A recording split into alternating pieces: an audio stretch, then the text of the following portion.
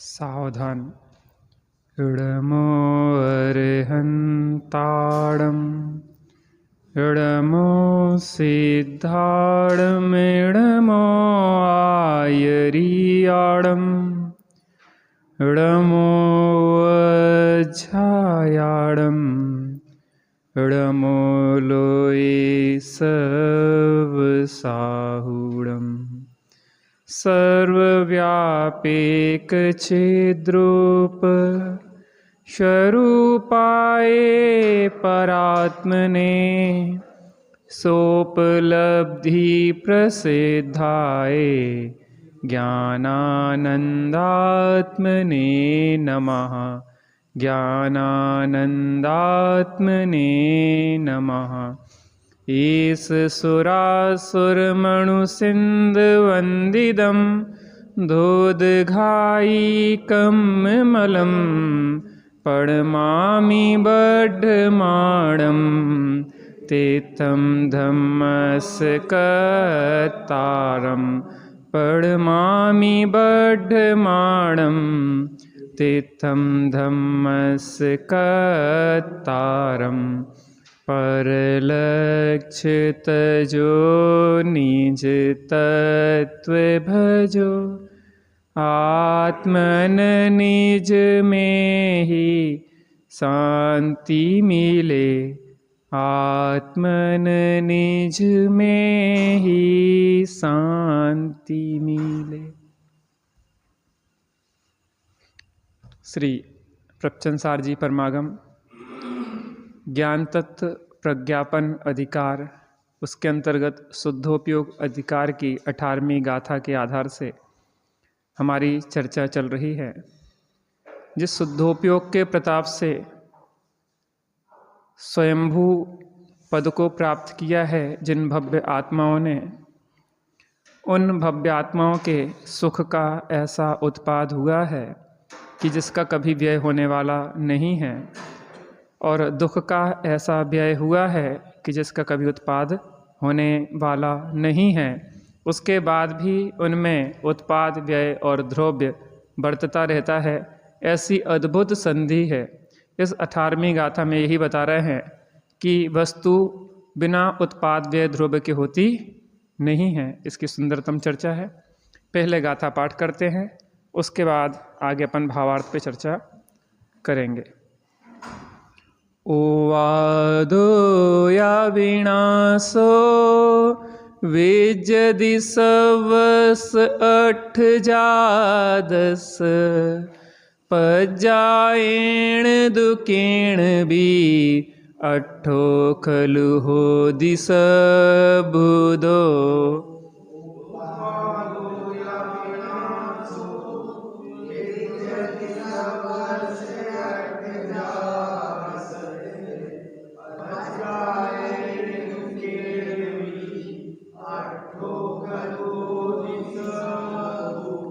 उत्पाद तेम विनाश छे सो कोई वस्तु मात्र ने बलि कोई परयति दरेक पदार्थ छे सद्भुत खरे।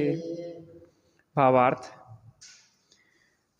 द्रव्य का लक्षण अस्तित्व है और अस्तित्व उत्पाद, व्यय, द्रव्य रूप है। इसलिए किसी पर्याय से उत्पाद, किसी पर्याय से विनाश और किसी पर्याय से द्रव्यत्व प्रत्येक पदार्थ में होता है। तत्वार्थ सूत्र का एक सूत्र, उत्पाद, व्यय, द्रव्य युक्तम सत और सत द्रव्य लक्षणम। द्रव्य का लक्षण सत है। द्रव्य का लक्षण क्या है? सत है।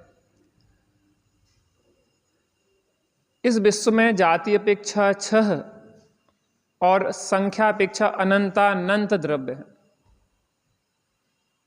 इस विश्व में जाति अपेक्षा 6 है और संख्या अपेक्षा अनंतानंत द्रव्य है। और प्रत्येक द्रव्य का लक्षण जो है वह सत है। सत माने होता है सत्ता, अस्तित्व, माने वो है। क्या है? वो है, क्योंकि उसके प्रदेश हैं। देखो, अस्थि काय कहते हैं ना, अस्थि। अस्थि माने है, काय माने होता कायत्व, बहुप्रदेशी। यद्यपि काल द्रव्य अस्थि तो है लेकिन कायत्व नहीं है। काल द्रव्य अस्थि तो है लेकिन कायत्व नहीं है। ऐसा नहीं होता है कि कोई भी द्रव्य बिना प्रदेश के हो।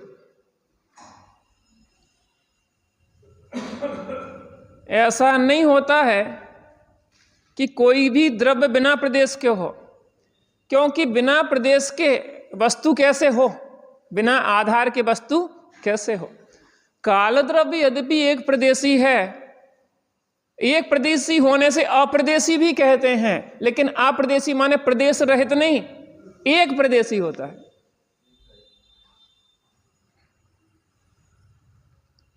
तो जो भी वस्तु है, जो भी द्रव्य है, उसका लक्षण है सत, सत्ता, क्योंकि वह प्रदेशवान है। वह एक एक द्रव्य अनंत गुण और पर्याय से युक्त है। गुण पर्यायवत द्रव्यम। गुण और पर्यायों का समूह क्या है? द्रव्य। द्रव्य के बिना गुण पर्याय नहीं होती और गुण पर्यायों के बिना कोई द्रव्य नहीं होता। गुण और द्रव्य ध्रुव रूप से कायम होते हैं और उनकी अवस्था में निरंतर परिणमन चलता रहता है, अर्थात अवस्था में उत्पाद और व्यय होता रहता है। द्रव्य और गुण कैसे रहते हैं? ध्रुव रूप से कायम रहते हैं। दो चीजें भी ली थी दृष्टांत में, पीलापन और सोना। अवस्था में अंगूठी से बाजूबंद रूप पर्याय उत्पन्न हुई, अर्थात अंगूठी रूप पर्याय का व्यय और बाजूबंद रूप पर्याय की उत्पत्ति, और सोना और पीलापन ध्रुव रूप से दोनों में कायम। अभी आगे चर्चा आएगी कि असत का उत्पाद होता है कि सत का उत्पाद होता है। आप लोगों ने त्याई सब से पढ़ा ना, आश्रम में चलता था प्रवचन सारी। सत उत्पाद होता है कि असत का उत्पाद होता है? तो कथनचित सत उत्पाद है, कथनचित असत उत्पाद है। सत उत्पाद माने सोना तो वही है, उसी का सामान है। जिज्जी जो हार तो बहुत अच्छो है, कहले नहीं वो करधन हती ना, उसको तोड़वा के हमने का बनवा लो हार, तो वही सोना है कि दूसरा है? तो सद उत्पाद है कि असद उत्पाद है? उसी का उत्पाद है ना, वही सोना है, दूसरा सोना तो नहीं है, इसलिए सद उत्पाद। अब दूसरा असद उत्पाद। असद उत्पाद नहीं वो नहीं है, वो करधन थी, जो क्या है? हार है, वो वस्तु नहीं है। अब पहले वो हमारे पास क्या था? करधन रूप में था, अब किस रूप में है? हार रूप में है। तो असद उत्पाद है, कुछ नया प्रोडक्ट बना है, कोई नई चीज बनी है।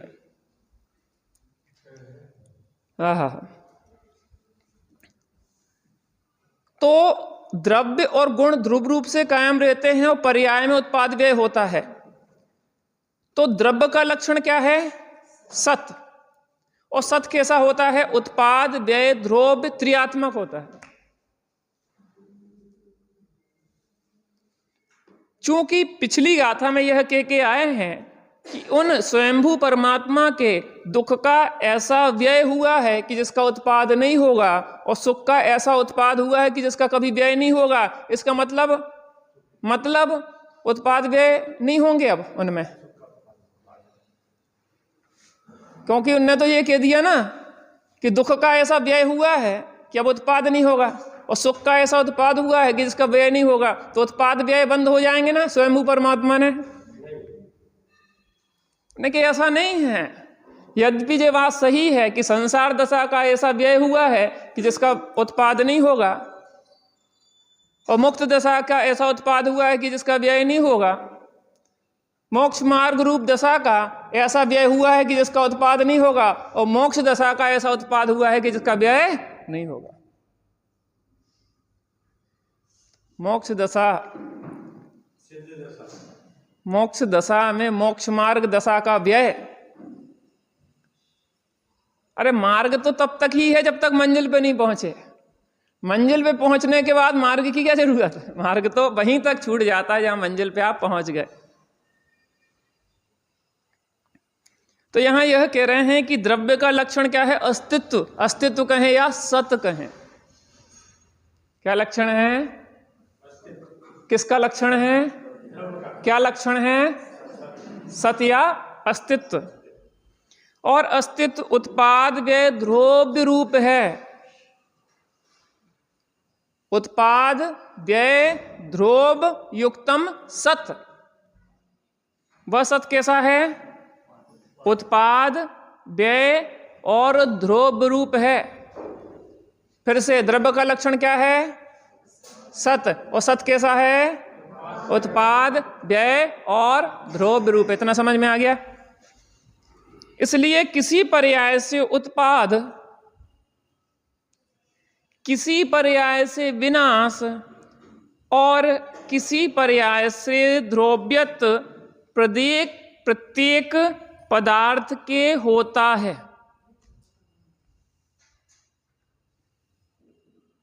ग्रंथ सामने रखिए, उससे देखते जाइए। फिर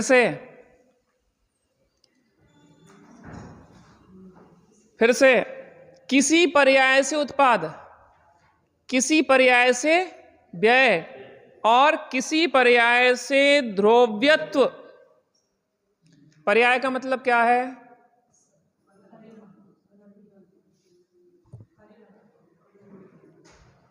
अभी आप उत्तर नहीं दें क्योंकि आपने पूरा विषय नहीं सुना। पर्याय मतलब क्या? अंश।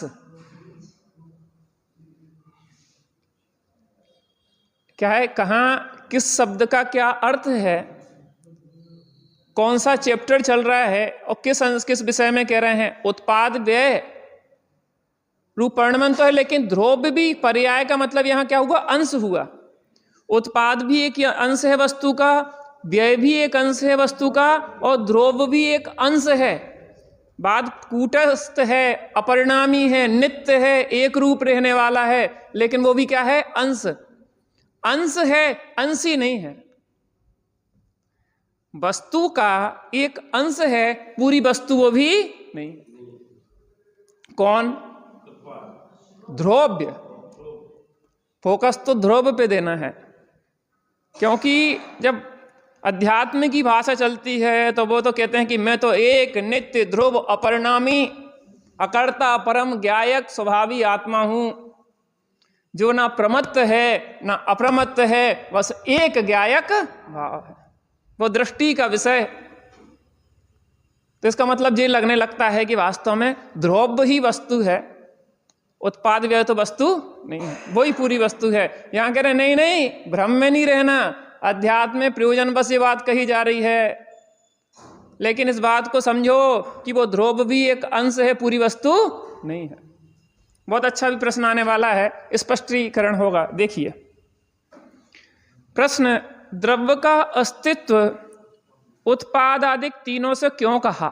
जो हमारे अंदर प्रश्न उठता ना, वही प्रश्न यहां आ गया। द्रव्य का अस्तित्व उत्पाद आदि तीनों से क्यों कहा? एकमात्र ध्रुव से ही कहना चाहिए। प्रश्न समझ में आ रहा कि नहीं आ रहा? क्या प्रश्न है? द्रव्य का अस्तित्व उत्पाद आदि तीनों से क्यों कहा? उत्पाद व्यय ध्रुव तीनों से क्यों कहा? एकमात्र ध्रुव से ही कहना चाहिए। हमें भी ऐसा लगता कि नहीं लगता? एक ध्रुव ज्ञायक वही है वस्तु, बाकी तो क्या है उसमें? क्योंकि जो ध्रुव रहता है वह सदा बना रहता है। पर्याय बदले क्षण क्षण, पर मैं नहीं बदलता। तो मैं ध्रुव और पर्याय दूसरी अलग मुझसे। पर्याय बदल रही है, मैं नहीं बदल रहा। तो मैं ध्रुव हूं, ध्रुव, और पर्याय दूसरी अलग चल रही हैं। इसका मतलब ध्रुव अलग रहता है और पर्याय अलग रहती हैं। उत्पाद व्यय अलग किसी दूसरे द्रव्य में हो रहा है और ध्रुव कोई अलग द्रव्य है, क्योंकि भाषा तो ऐसी निकल रही ना। पर्याय बदले क्षण क्षण पर मैं नहीं। तो यहां पे क्या कह रहे हैं?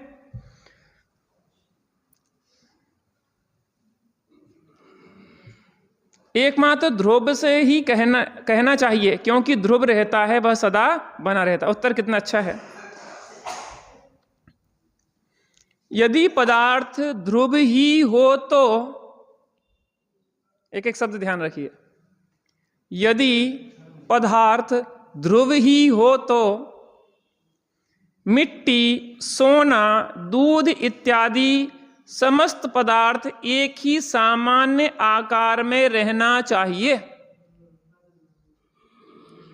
मिट्टी, जब आपकी जो बिल्डिंग बनी है, अगर मिट्टी एक सामान्य आकार में रहती तो जो स्ट्रक्चर, जो आपकी जो बिल्डिंग है, स्वाध्याय भवन है, मंदिर बन पाता कि नहीं बन पाता? मूर्ति बन पाती कि नहीं बन पाती? ये टेबल कुर्सी, ये पाटे बन पाते कि नहीं बन पाते? ये माइक होता कि नहीं होता? एक ध्रुव कूटस्थ हो जाती ना, वो जो पर्याय है वही कूटस्थ हो जाती है। मिट्टी ही रहती तो घड़ा कैसे बनता, कुल्हड़ कैसे बनता? कितनी बड़ी समस्या आ जाती, पूरा परमाणु खंडित हो जाता भैया।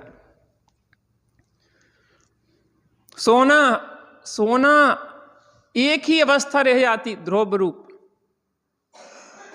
और उसके आभूषण आप कैसे पहनते, नाना प्रकार के कड़ा, कुंडल, मंगलसूत्र और जो हो रहे हैं उसकी परिणमन, वो कोई भी नहीं हो सकते थे। दूध ही कूटस्थ हो जाता तो दही, घी, छाछ आदि कैसे प्राप्त होते? समझ में आ रहा उत्तर? और घड़ा, कुंडल, दही इत्यादि भेद कभी ना होना चाहिए, कभी ना होना चाहिए अगर वस्तु सर्वथा ध्रुव हो तो। किंतु ऐसा नहीं होता। प्रत्यक्ष परिणमन देखने में आता है कि वो मिट्टी घड़े, कुंडा आदि रूप परिणमित होती हुई प्रत्यक्ष दिखती है। सोना, चूड़ी, मंगलसूत्र, बाजूबंद रूप परिणमित होता हुआ दिखता है। दूध, दही, छाछ, घी आदि रूप प्रत्यक्ष परिणमित होता हुआ दिखाई देता है। हुकमचंद जी भाई साहब, समझ में आ रहा ना?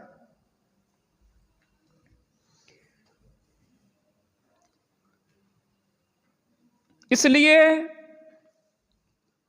अर्थात भेद तो अवश्य दिखाई देते हैं। इसलिए पदार्थ सर्वथा ध्रुव न रहकर किसी पर्याय से उत्पन्न और किसी पर्याय से नष्ट भी होता है। अब ध्यान देना इस बात को।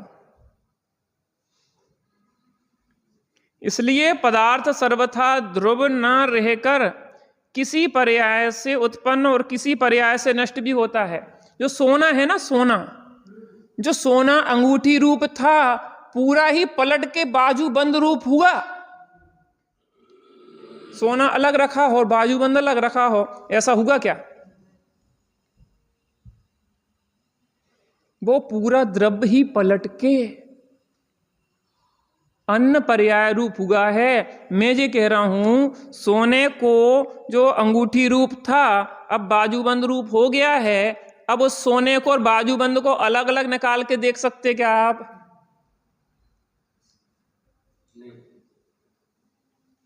कि जे रखा सोना और जे रखा बाजूबंद, कि वो पूरा द्रव्य ही उस पर्याय रूप से परिणमित हो गया है।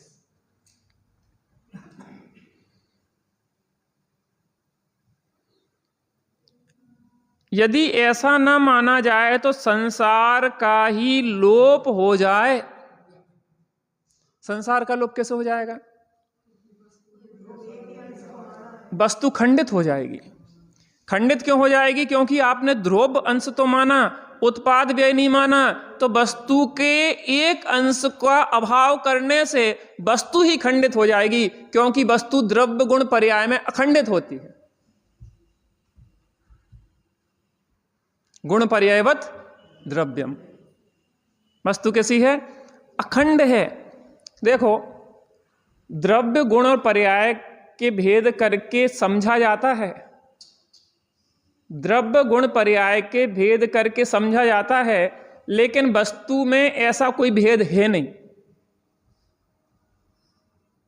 वस्तु तो अभेद है, द्रव्य गुण पर्याय में एक यूनिट है, वो इकाई है।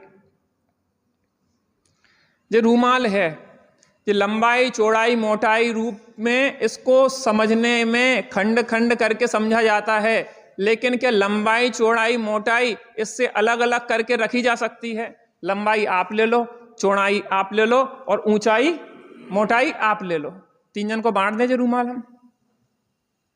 आपको क्या पसंद है? लंबाई चौड़ाई मोटाई?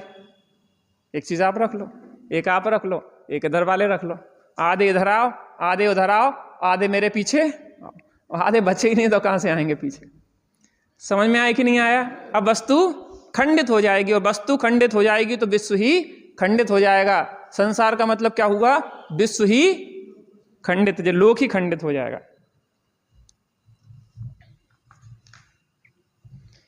इस प्रकार प्रत्येक द्रव्य उत्पाद व्यय द्रव्यमय है इति सिद्धम। कौन सी होती? रेखा गणित होती, कौन सी गणित होती? उसमें वो आंसर तो लिखा रहता है, लेकिन उसको सिद्ध करना पड़ता है। कौन सी होती? वो प्रमेय होता है। इति सिद्धम, वो आंसर सामने है, लेकिन उस आंसर को कैसे आया यह आपको सिद्ध करना होगा। ये आचार्य देव ने सिद्ध कर दिया कि कोई भी वस्तु उत्पाद व्यय द्रव्य से रहित होती नहीं है।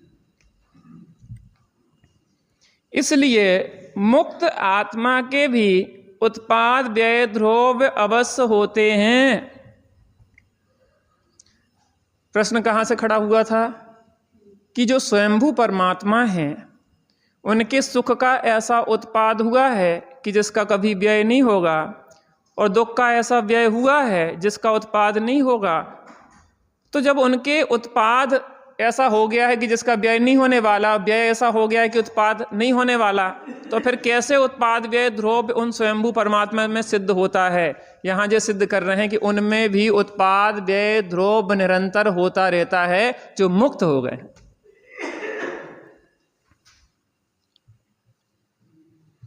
यदि स्थूलता से देखा जाए तो सिद्ध पर्याय का उत्पाद और संसार पर्याय का व्यय हुआ, तथा आत्म तत्व ध्रुव बना रहा। स्थूल मोटी दृष्टि से 14वां गुण स्थान 5 ह्रस्व स्वर जितना समय और उसका अंतिम समय, संसार दशा का विनाश और सिद्ध दशा का उत्पाद। क्या हुआ? संसार दशा का विनाश और सिद्ध दशा का उत्पाद, और आत्म तत्व ध्रुव बना रहा। बहुत मोटा स्थूल दृष्टांत है ये। संसार दशा का विनाश और सिद्ध दशा का उत्पाद, और आत्म तत्व ध्रुव बना रहता है किन में? उन सिद्ध परमात्मा में। इस अपेक्षा से मुक्त आत्मा के भी उत्पाद व्यय द्रव्य होता है। जो मुक्त आत्मा पे सिद्ध कर रहे हैं। आत्मा के भी पहला क्या पॉइंट बताया इसमें स्थूल रूप से? मुक्त आत्मा के क्या हुआ? संसार पर्याय का व्यय और सिद्ध पर्याय का उत्पाद, और आत्म तत्व ध्रुव रूप से। अथवा मुक्त आत्मा का ज्ञान ज्ञेय पदार्थों के आकार रूप हुआ करता है, इसलिए समस्त ज्ञेय पदार्थों में जिस जिस प्रकार के उत्पादादिक होता है उस प्रकार से ज्ञान में उत्पादादिक होता रहता है। इसलिए मुक्त आत्मा के समय समय पर उत्पाद व्यय ध्रुव होता है। पहला तो समझ में आ गया, अब इस दूसरे को समझते हैं। दर्पण है, दर्पण, ये दर्पण रखा, इस दर्पण में आपका आकार बन रहा है। क्या बन रहा है? आपका आकार बन रहा है। और जो सामने पदार्थों का आकार बन रहा है उनमें परिणमन हो रहा कि नहीं हो रहा? सामने बैठे लोगों में हलन चलन हो रहा कि नहीं हो रहा? तो सामने दर्पण में जो बाह्य पदार्थों का आकार बन रहा है उनका जो परिणमन हो रहा है वो दर्पण में दिखाई दे रहा कि नहीं दे रहा? झलक रहा कि नहीं झलक रहा? बाह्य पदार्थों का जो भी परिणमन हो रहा है। ऐसे ही मुक्त आत्मा का ज्ञान ज्ञेय पदार्थों के आकार रूप हुआ करता है। सकल द्रव्य के गुण अनंत पर जाए अनंता, जाने एकई काल प्रगट केवली भगवंता। सकल द्रव्य के गुण अनंत पर्याय अनंत, अनंत गुण और अनंत उनकी पर्यायों सहित एक समय में त्रिकालवर्ती उनके ज्ञान रूपी दर्पण में झलक रहे हैं। कैसे झलक रहे हैं? उत्पाद व्यय और ध्रुव से सहित।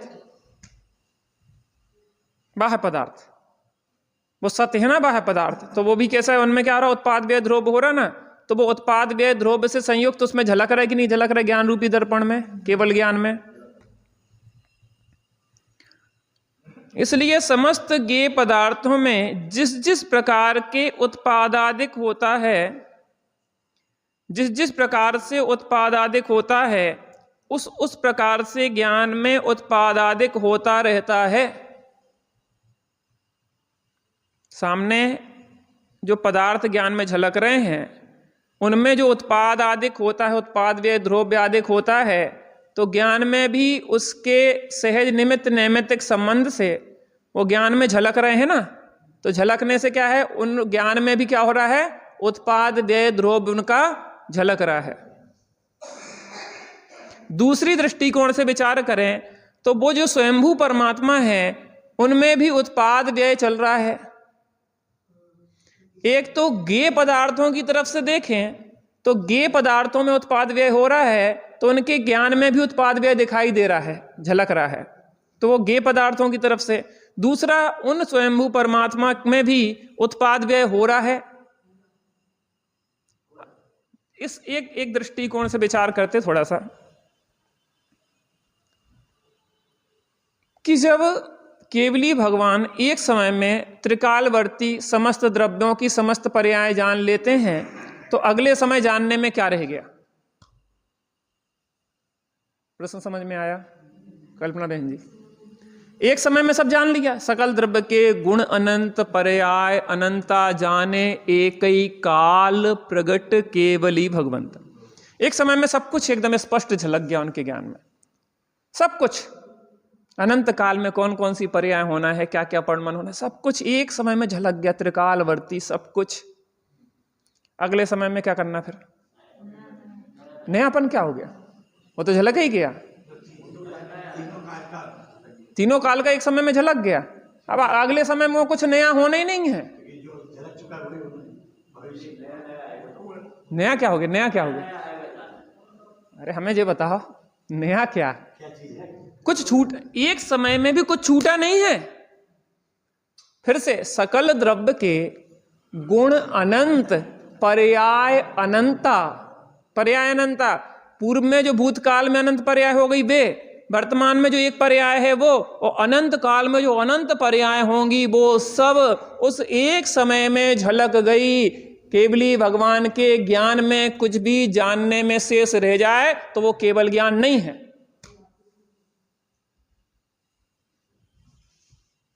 अगले समय में क्या करने अब तो फ्री? अरे नहीं, फिर नवीनता क्या है? नवीनता क्या होती है? जैसे इस समय जो जाना, जिस समय जाना, तो इस समय, अगले समय जो इस समय जाना वो हो जाएगा भूत, और जो भावी पर्याय थी वो हो गई वर्तमान,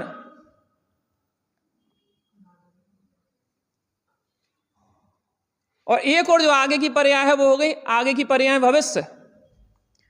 तो परिवर्तन क्या होता रहता है कि जो अभी वर्तमान पर्याय है वो भूत हो जाएगी, जो भविष्य की पर्याय थी वो वर्तमान हो जाएगी।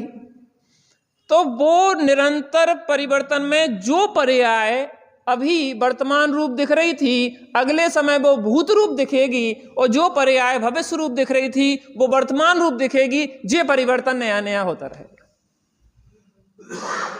दृष्टिकोण समझ में आ रहा? बहन जी समझ में आ रहा ना? हा? उसमें क्या होना, वो तो पूरा का पूरा है ही, लेकिन जे अंतर आ रहा कि नहीं आ रहा? जो वर्तमान पर्याय रूप जान रहे थे कि जब वर्तमान में इस पर्याय रूप वर्णन हो रहा है, वो हो गई अगले समय में भूत की पर्याय, और जो भावी पर्याय रूप में जान रहे थे वो हो गई वर्तमान पर्याय रूप में। तो ये परिवर्तन हुआ कि नहीं हुआ? इसलिए नवीनता, नवीन नया नया जानते हैं, ये अपेक्षा है। चलिए आगे बढ़ते हैं।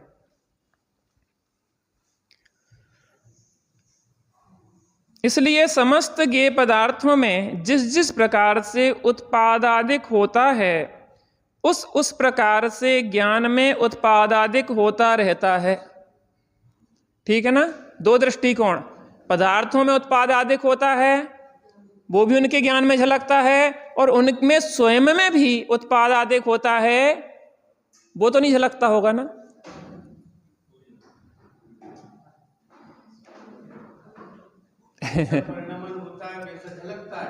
अन्य पदार्थ तो झलकते ही हैं, उनका आत्मद्रव्य उनके ज्ञान में झलकता होगा कि नहीं झलकता होगा? तो खुद का भी उत्पाद व्यय झलकता होगा कि नहीं होता, झलकता होगा, और उनमें भी उत्पाद व्यय होता है कि नहीं होता है? अब तीन चीजें हो गई, अन्य ज्ञेय पदार्थ के उत्पाद व्यय द्रव्य झलक रहे, अपने जो उत्पाद व्यय द्रव्य हो रहे हैं वो भी झलक रहे, और अपने में भी उत्पाद व्यय द्रव्य चल रहा है और झलकना है। ठीक है ना? इसलिए मुक्त आत्मा के समय समय उत्पाद व्यय द्रव्य होता है। अथवा अधिक सूक्ष्मता से देखा जाए तो अगुरु लघु गुण में होने वाली षड्गुणी हानि वृद्धि के कारण मुक्त आत्मा को समय समय पर उत्पाद व्यय ध्रुवमय बरतता है। यहाँ जैसे सिद्ध भगवान के उत्पाद आदि कहे हैं, उसी प्रकार केवली भगवान के भी यथायोग समझ लेना। अब ये थोड़ा सूक्ष्म विषय है, षड्गुणी हानि वृद्धि। फिर से पढ़ रहा हूं मैं। अथवा अधिक सूक्ष्मता से देखा जाए तो अगुरु लघुत्व गुण में होने वाली षड्गुणी हानि वृद्धि के कारण मुक्त आत्मा को समय समय पर उत्पाद व्यय ध्रुवमय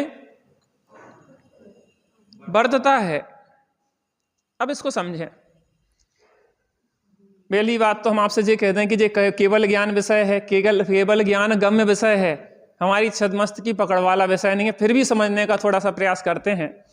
हमने जो समझा है उसके आधार पे कहीं त्रुटि हो जाए तो ज्ञानियों से समझ लेना। आपने समुद्र में ज्वार भाटा देखा होगा।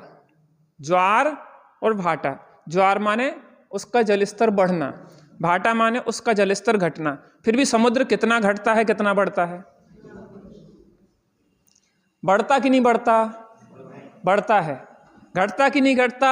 घटता है। फिर भी ना बढ़ता है ना घटता है, फिर भी ज्वार होता है और भाटा होता है। ऐसे ही प्रत्येक द्रव्य में अगुरु लघुत्व गुण के कारण षड्गुणी वृद्धि और षड्गुणी हानि होती है। उसके बाद भी द्रव्य ज्यों का त्यों बना रहता है, ना घटता है ना बढ़ता है। अगुरु लघुत्व गुण की परिभाषा बताना।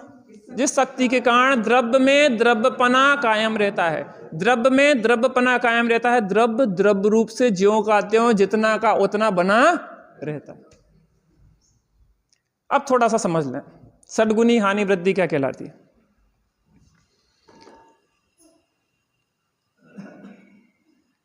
भाग वृद्धि और गुण वृद्धि दो चीजें हैं।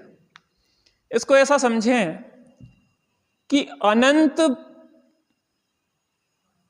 भाग वृद्धि, अनंत गुणों में अनंत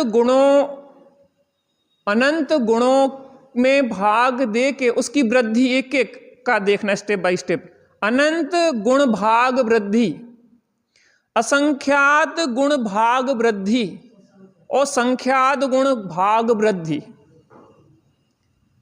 ऐसे ही गुणाकार देखो, संख्यात गुण वृद्धि, असंख्यात गुण वृद्धि और अनंत गुण वृद्धि, ये हो गई 60 गुण वृद्धि। फिर से अनंत भाग वृद्धि, असंख्यात भाग वृद्धि और संख्यात भाग वृद्धि। अब गुण वृद्धि में देखें, संख्यात गुण वृद्धि, असंख्यात गुण वृद्धि और अनंत गुण वृद्धि, ये हो गई वृद्धि। अब हानि कैसी होगी, अनंत भाग हानि, असंख्यात भाग हानि और संख्यात भाग हानि। ऐसे ही गुणों में देखो, अनंत गुण हानि, असंख्यात गुण हानि और संख्यात गुण हानि।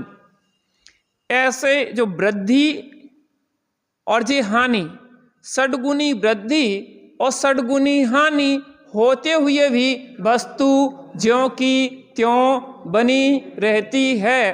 प्रत्येक जीव में, सिद्ध परमात्मा में भी और प्रत्येक जीव में हर समय षडगुनी हानि वृद्धि होती रहती है। षडगुणी क्यों बोल रहे हैं, हानि वृद्धि बोल दो। नहीं, छह प्रकार से चलती ना, अनंत, असंख्यात और संख्यात, ये भाग और फिर गुण, 3 दूनी 6 और 6 जे, ऐसी होती है। इस तरह से 6 हो गए। अब इसमें समझो, कल्पना दीदी ने एक बात बताई थी कि पूरा का पूरा द्रव्य हर समय एवं पलट जाता, नीचे के प्रदेश ऊपर, ऊपर के प्रदेश नीचे, ऐसा होता रहता, जी परिणमन होता रहता। पूरे प्रदेश जो नीचे थे वो ऊपर, जैसे झूला चलता ना, वो हिडोला, नीचे का हिडोला ऊपर, ऊपर का हिडोला नीचे, ऐसे निरंतर पूरा का पूरा द्रव्य पलट जाता है। पलटते हुए भी ना पलटना और ना पलटते हुए पलटना, बदलते हुए भी ना बदलना और ना बदलते हुए भी बदलना, यह वस्तु का सौंदर्य है। यहां जैसे सिद्ध भगवान के उत्पाद आदि का है, उसी प्रकार केवली भगवान के भी यथायोग समझ लेना चाहिए। अभी अपना समय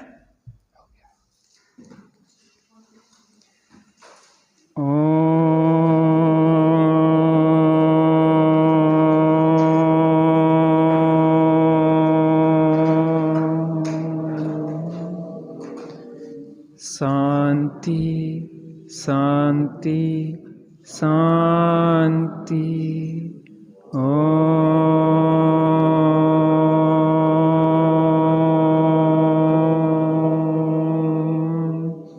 शांति शांति शांति।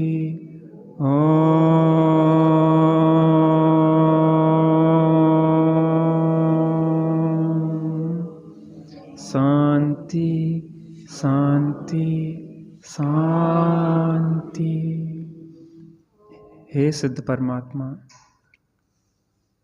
आपने दुखों का ऐसा व्यय किया है जिसका कभी उत्पाद नहीं होगा, और सुख का ऐसा उत्पाद किया है कि जिसका कभी व्यय नहीं होगा। हे स्वयंभू परमात्मा, जिस शुद्धात्मा के आश्रय से, जिस शुद्धोपयोग के बल से आपने उस स्वयंभू पद को पाया है, मैं भी वही शुद्धात्मा हूँ और मैं भी अपने आश्रय से, शुद्धोपयोग के बल से उस स्वयंभू दशा को प्राप्त कर सकता हूँ। सबके पल्ले लाल, लाल बिना कोई नहीं, यातें भय कंगाल, गाट खोल देखी नहीं। बस आपने गांठ खोली और अपने रत्नों को देख लिया है, और हम भी अपनी गांठ खोल रहे हैं और अपने रत्न को देखने जा रहे हैं। थोड़ी देर बिल्कुल उपयोग को शांत करके अंदर में अपने चैतन्य रत्न को देखने का हम अभ्यास करते हैं।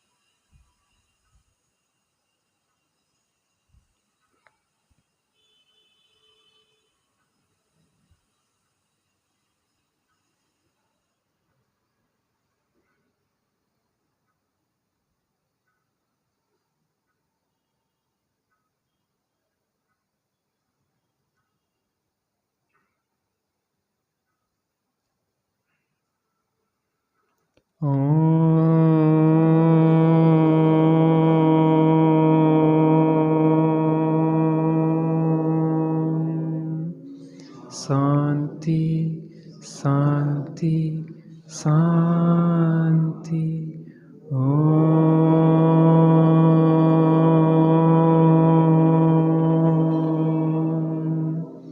शांति शांति शांति।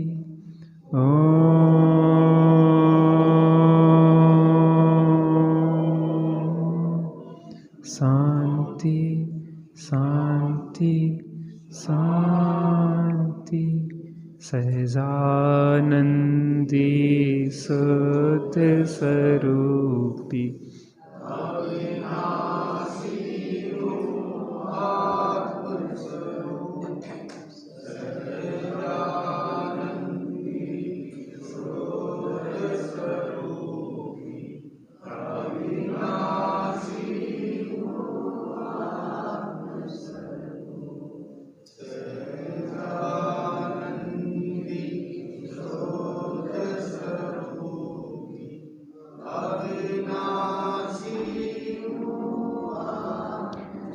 निज निधि निज में बताई, यह अनंत उपकार है उसके लिए जिन वाणी माँ को वंदना सतवार है, उसके लिए जिन वाणी माँ को वंदना सतबार।